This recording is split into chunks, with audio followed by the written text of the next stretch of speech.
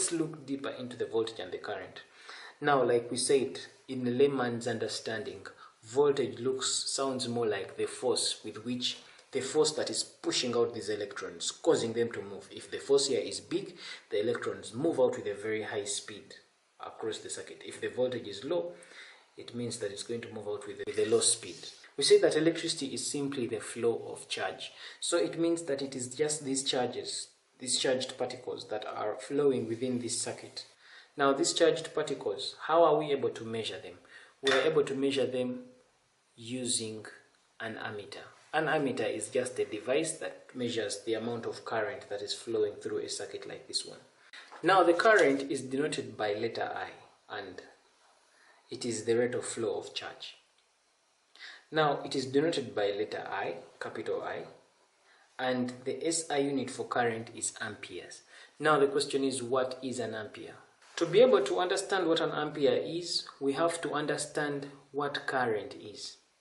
Remember, we said that current is the flow of charge. So it means that the rate of flow of charge is the current.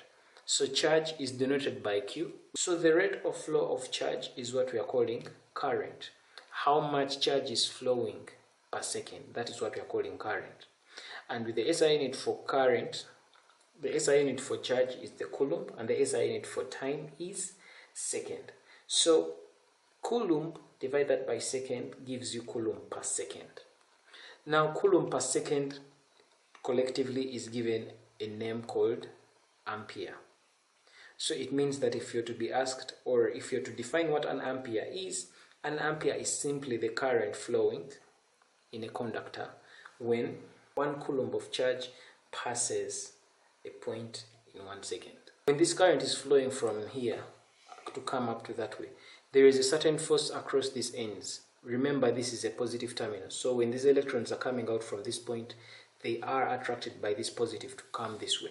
Now, that's the current flowing through this.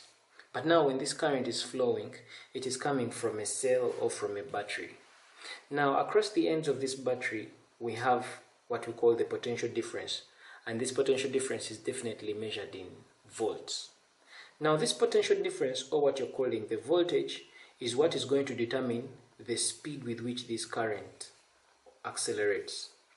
Remember, as current is flowing from the negative to the positive, it is actually being attracted from a position or from a point of lower potential to a position or to a point of higher potential.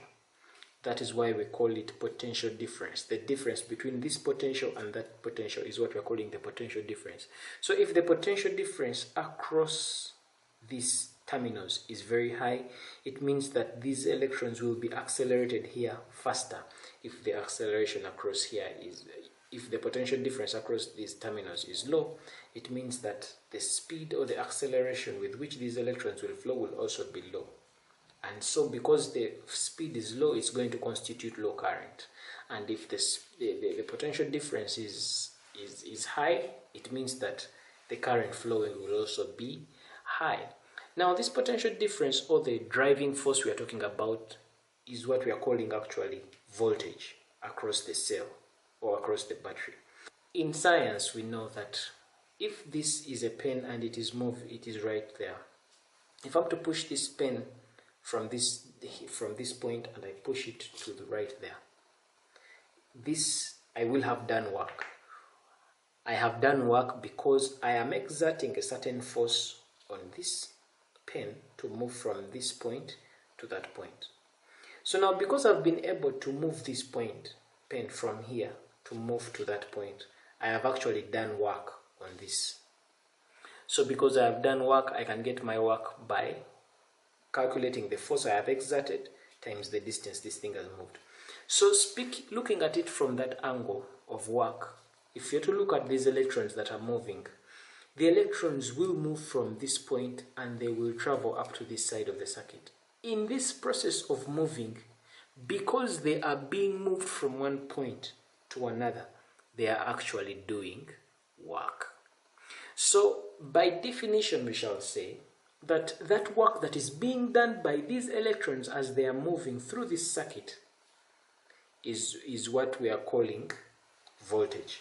Or in other words, voltage is the work done in moving a coulomb of charge from one point to another.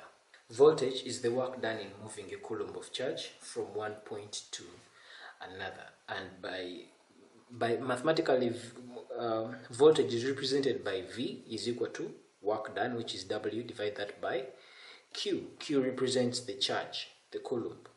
So work is in joule, and then the Q, the charge is in the coulomb.